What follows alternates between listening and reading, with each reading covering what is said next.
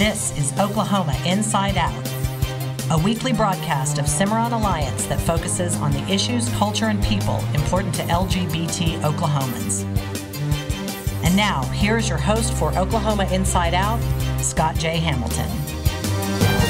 Hi, and welcome to a brand new year on Oklahoma Inside Out 2013.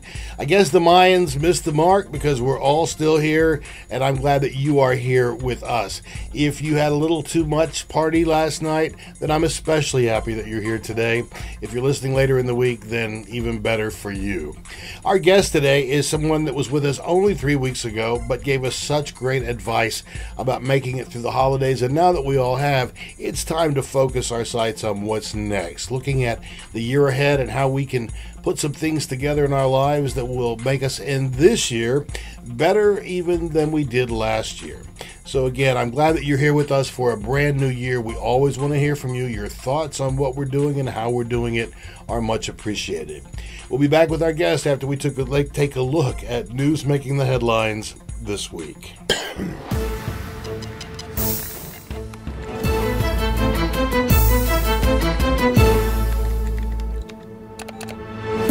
House Republicans may have screamed loudly during the fiscal cliff debate regarding reining in government spending, but that did not stop them from agreeing Wednesday to sink even more money into defending the federal ban on recognizing gay marriage. A GOP source told the Huffington Post that during a closed-door meeting of the House Republican Conference, lawmakers gave a green light to including language in the 113th Congress rules package that authorizes the House legal team to keep paying outside counsel to defend the Defense of Marriage Act.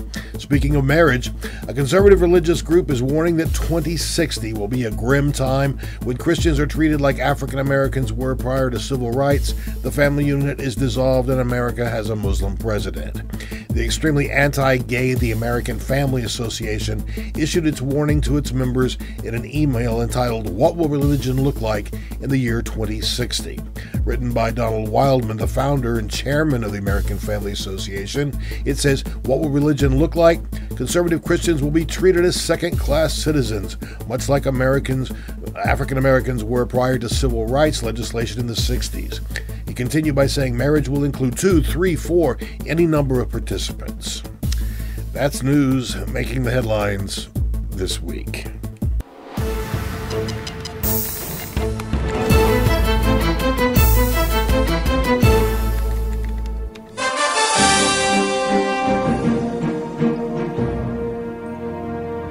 Our guest today is someone that truly needs his own show on television. I think he's a lot smarter than a lot of the doctors that we see on TV because his advice is practical, it's down to earth, and it's something we can all relate to. He was only here 3 weeks ago, but we have him back today, Dr. Richard Anglin. Thanks again for being with us, especially on New Year's Day. You're not bleary-eyed, so you must have gotten a good night's sleep last night. Well, I had a nice time, but in moderation. Okay, good for you. A lot of us can't say that much, but I'm glad that we're up and we're here. And let's take a look at this is the day. This is the day. This is the week when we all start to talk about our New Year's resolutions. Absolutely. You know, I heard some comments about a resolution in Congress dealing with persons with disabilities. It's a reflection from the United Nations, and a lawmaker said, well, it's just a resolution. We're not bound to follow it. And it's kind of that way with our New Year's resolutions. Boy, we're going to go to the gym 5 times a week. We're going to lose weight. We're going to go back to school. But it seems like that a lot of those are just great ideas that we're really not resolved to. So, how do we make plans for the year that we can put into place and keep there by the 4th of July? Well, first of all, I would suggest to you that you just enjoy that there is a new year and that you're alive and that life goes on and you have a lot of things that could happen this year. And think about and be open to new experiences, new people, things that maybe you hadn't thought about that were coming into your life. So the first suggestion I would say is have a resolution of just, I'm going to be open and go with the flow. I love that. I love It's that. a good idea to allow yourself that, you know. The second thing, if you do want to make a resolution, make some improvements, then, you know, you'll read this in the paper today, probably, suggestions on resolutions. Be reasonable about them. Make them something that you can actually accomplish, and also by reasonable, accomplish in the time period that you have in mind. The difference between just a good thought, like you were saying, I'm going to have a resolution that absolutely, you know, it's just a good thought, and actually something that you might accomplish would be to have a plan. To have a plan. This is how I'm going to do this. First of all, this is what I want to do. Secondly, this is how I plan to do that. And then third, have a timeline. It's not reasonable that you're going to lose 10% of your body weight in a month. Thank you for that permission. I don't care what a person weighs. 10% of the body weight in a month's too much. Think about what you didn't put it on that quickly. You can take it off faster than what you put it on, but you can't just jump from A to Z. Right. And that's just on weight. Now we could go to other. You just mentioned that was the only reason I talked about that. But there are other things too, and I would suggest that people consider maybe that it doesn't have to be materialistic. That it may be that you want to think about how can I make a change within me that's going to help me grow as a person. How can I be more? Because we can do that as long as we have our cognitive functioning. We can always be more. What could I do? And I would really encourage people to include that into any thoughts of resolutions. You know, when you said that, so often our resolutions are about things kind of outside of Yes. us. Yes. Go to the gym, go to Yes. school, learn to play the tuba, whatever it is. But what you're describing is something that can have an impact not only on us, but on the people around us. Well, not only will it affect the people around us, and it will, but also you may be better able to go to the gym if you have grown within. You may be better able to establish a different kind of relationship, or to mend some fences, or to make a career move, or to work with your family, or whatever. If you've focused on inside for a little bit, And these we're gonna, outside things will happen. but let's not stop here. We're going to take a break, but when we come back, I really want to look at going inside and those changes. Hi, I'm David Macy, a board member of the Cimarron Alliance, and I'm asking for your help. We work every single day to make life better for gay Oklahomans, now and for generations to come. But we can't do it without you. Please consider making a gift of just $20 a month to the Cimarron Alliance and be a part of our march toward equality. Visit www.cimarronalliance.org today and make your pledge. It's a gift you can feel good about giving. It's a brand new year, and the Oklahoma Observer has a brand new look. We asked our readers what they wanted, and we've given it to them. Now, the Oklahoma Observer arrives in your mailbox in a convenient magazine format. That means more room for more stories that are important to you. What's more, our online version at www.okobserver.net is updated throughout the day, so you have instant access to the news, analysis, and in-depth reporting that you just can't find anywhere else. The legislature will soon be in session, and you can count on the Oklahoma Observer to be your eyes and ears at the Capitol and beyond. If you're a progressive Oklahoman, you owe it to yourself to be informed about issues and legislation that impact you, your family, and the LGBT community. Visit www.okobserver.net today. Our only agenda is to provide critical news to critical thinkers. Welcome once again to Oklahoma Inside Out. I'm Scott J. Hamilton, and our guest today is Dr. Richard Anglin. Just before the break, you said something I thought was pretty profound, that we can resolve to make changes within us in the way we think, or the way that we respond, or the way that we react to things. And there really is something in that preparation, in that working within us, that then motivates us perhaps in another direction, whether that be career, relationship, family. Absolutely. And what's a good way, just today, what's a jump off place for us on New Year's Day, the first week of the year, that inside work? Okay, I would ask myself the very first thing, do I like me? Do I? Do I really? Or do I just say I do? Have you ever heard the expression, comfortable in his own skin? Sure. Sure you have. Well, are you? That's the first question to ask yourself. Am I comfortable within my own skin? Secondly, if I were going to make some changes, not that I have to, what would they be? Or am I open to making changes? Or am I sabotaging myself? If I am, why? Let's say you wanted to go to the gym, yet you don't ever make it to the gym. Wonder why? Ask yourself that. Why don't I do that? Maybe I don't really want to go. Well, if you don't really want to go, then don't go. But once we acknowledge that, then there's no longer that fight within ourselves. You don't have that fight. Okay.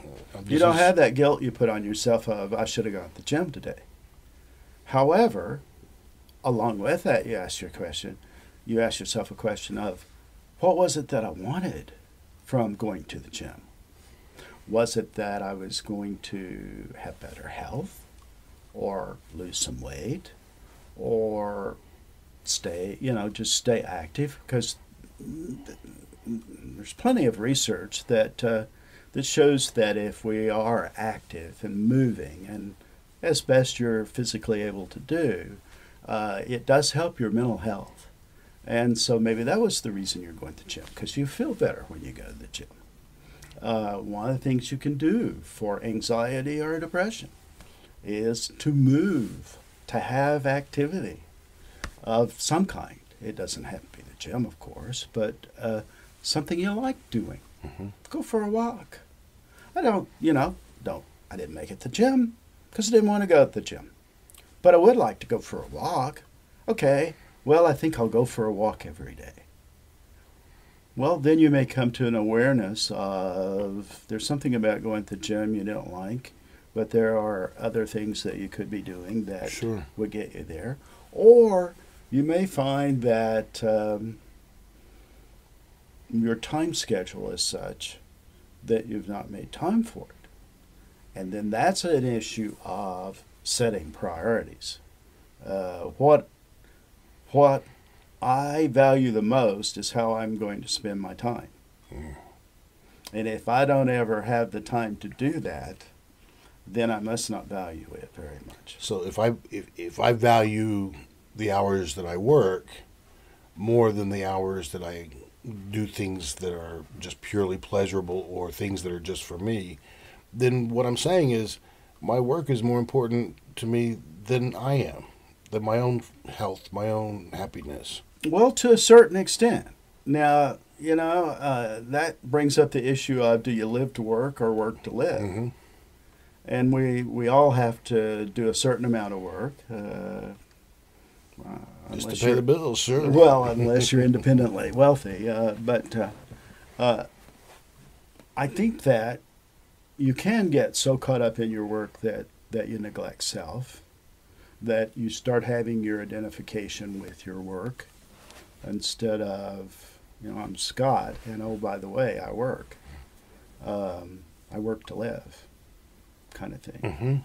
Also, I would think that you'd want to consider when you do have free time, how am I going to spend that free time? Am I going to work on my relationship? Am I going to work on my physical being? Am I going to work on my mental well-being? Am I going to enjoy my friends? What makes me happy? What do I get pleasure from? Because sometimes you can get so caught up in things that you forget to have fun. Absolutely, we do. And it's interesting as we're talking today because you're taking us down a very, very different path from those hard, solid resolutions that we're used to. And some people just don't even make resolutions because they just think it's a waste of time because they don't intend to do them in the first place. And if you don't make them, all right? But if you are going to make them reasonable, have a timeline, don't forget the inside. And that's the part that I want to go back to right after this break. Hi, I'm Lorette Taylor, past chair of Cimarron Alliance. I joined the board because I believe in the vision and the work of this organization. We're working every day listening to the concerns of our community and helping to address those very concerns. I hope you will consider supporting Cimarron with a gift. Even $10 a month will help. Working together, we really can achieve equality for all gay Oklahomans. Please visit www.cimarronalliance.org and make your gift today. It's a brand new year, and the Oklahoma Observer has a brand new look. We asked our readers what they wanted, and we've given it to them. Now, the Oklahoma Observer arrives in your mailbox in a convenient magazine format. That means more room for more stories that are important to you. What's more, our online version at www.okobserver.net is updated throughout the day so you have instant access to the news, analysis, and in-depth reporting that you just can't find anywhere else. The legislature will soon be in session, and you can count on the Oklahoma Observer to be your eyes and ears at the Capitol and beyond. If you're a progressive Oklahoman, you owe it to yourself to be informed about issues and legislation that impact you, your family, and the LGBT community. Visit www.okobserver.net today. Our only agenda is to provide critical news to critical thinkers. Welcome once again to Oklahoma Inside Out. Richard, just before the break, you said that word inside again. And taking care of the inside, going inside. In terms of our thinking ahead for this year, I want to spend a few minutes talking about how we work inside of us to positively impact our relationships, whether those be romantic relationships with our spouse, or just our friendships, or the people we work with. What can we do that has a reasonable chance of making our relationships with each other better? I guess you would start off with the idea of love. Love. There are different forms of love, of course. The special love you have with your partner, the love you have of friends, love for coworkers, just love for humanity and whatnot. But ask yourself, what can I do as a person to make someone else's life better? Because in so doing, it'll make my life better. Now, I've been guilty myself of being so focused on me that I forget that I'm interacting, I'm like a bumper car with other people. Mm-hmm. And sometimes I haven't always considered, I could have really helped that person. Or I could have been kinder, or I could have been more generous about it. We're all just struggling to get through life. And if you could just think about other people that sometimes when they've offended you or you felt like they've been rude, it may not have been about you. In fact, many times it's not about you. Even if they direct some negative comment towards you. Sure. It's about what's going on inside of them. And so you just think about that for a moment and think, well, okay, I didn't like that. And you have some choices about what you're going to do. I don't think you want to neglect self, and I don't think you ever want to get in a abusive circumstance where you let somebody just harm you. Mm-hmm. But it's easier to forgive someone if you can think about, wonder what was going on that caused them to behave that way. Sometimes it's more about what was going on inside of them than you. And if we can do that, it also then helps us to think maybe before we act in a certain way or respond in a certain way because of something that's going on in our own lives or for us. Oh, sure. Oh, sure. I bet everybody listening has had road rage sometime. I've been in circumstances when I've suddenly gotten tight and angry, and then I catch myself and relax a little and think, now, wait a minute. I'm not going to take this out on some unsuspecting soul. Right. And maybe they intended what they did, or maybe they didn't. Let's say they did intend it. Wonder what caused them to do that. I mean, so what? It's not worth your life, their life, anybody else. And I was just talking about road rage. But even just if you're on the street talking to someone, I think that if you would consider where they're coming from, as long as you're not allowing them to be abusive, then you might try to just send love their way. I think that this is so appropriate because holidays are a terrible time to break up if you're in a relationship. Oh, gosh. But then after the holidays, it's like it's a long way to Valentine's Day, and I think we're going to break this. But if we could just take that moment to say, I wonder what's going on for my partner, for my wife, for my husband, for my boyfriend, for my girlfriend, that made them react this way. And instead of reacting in kind, to do what you just said, and that's just send some love.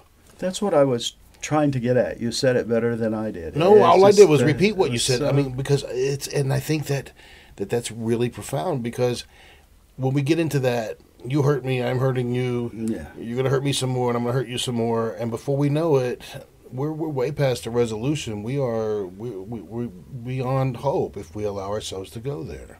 Well, if you truly love someone, you want the best for them. You do. And if that means that you're not going to be a part of their life anymore, if that's truly the best for them, then that's the best love you can show. Yeah. I think that that's a wonderful way to end this program, is to just, as often as we can, to put ourselves in someone else's position and to send them some love. Well, I have a resolution for this year, and that's to have you back many times, because we love having you on Oklahoma Inside Out. It's a pleasure. I want to thank Dr. Richard Anglin. Great advice, a great way to start the year, and I'm so grateful that you are beginning your year 2013 with Oklahoma Inside Out and all of your friends here at Cimarron Alliance. We wouldn't do this if we didn't love you. So make it a great year, and we'll look forward to seeing you back again here next week for another episode of Oklahoma Inside Out. Our producer is Chris Moyer. Cimarron Alliance Board co-chairs are Randall Marsh and Catherine Primus. Our announcer is Lisa Pizzeri. From all of us at Oklahoma Inside Out and Cimarron Alliance, Happy New Year, and hang on to the vision of a fair and just Oklahoma.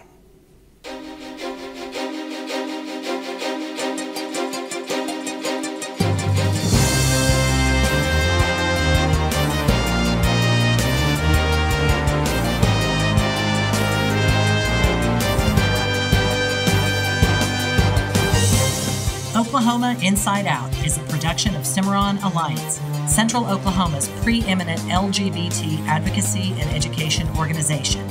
If you have a topic you would like to hear discussed, or a person who you would like to hear interviewed, please call 405-495-9300 or email oklahomainsideout@cimarronalliance.org.